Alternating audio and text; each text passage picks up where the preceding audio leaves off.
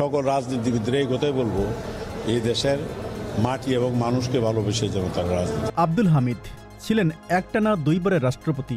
আওয়ামী লীগের রাজনীতিতে কিছুটা ভিন্ন চোখে দেখা হতো, তবে তিনিও যে অন্যদের থেকে তেমন আলাদা ছিলেন না তার প্রমাণ রেখে গেছেন।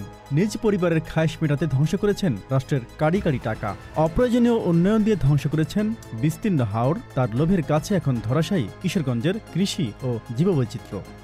বুধবার প্রকাশিত একটি জাতীয় দৈনিকের খবরে বলা হয়েছে, রাষ্ট্রপতি আব্দুল হামিদ পরিবারের ইচ্ছে পূরণে 900 কোটি টাকার ইটনা মিঠামইন অষ্টগ্রাম অলওয়েদার সড়কটি এখন হাওড়বাসীর গলার কাটা হয়ে দাঁড়িয়ে আছে।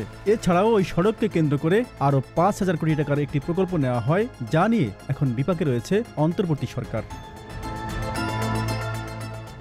খবরে বলা হয়, ওয়েদার ধ্বংস করা অলওয়েদার সড়কে প্রতিদিন 26,000 যানবাহন চলাচল করবে, যা থেকে টোল আদায় হবে পদ্মা সেতুর চেয়েও বেশি। প্রকল্প প্রস্তাবনায় এমন ধারণা দেওয়া হলেও পরিস্থিতি সম্পূর্ণ উল্টো, বরং এর বিরূপ প্রভাবে ইতিমধ্যে কমেছে হাওড়ের ধান ও মাছের উৎপাদন, দেখা দিচ্ছে বন্যা।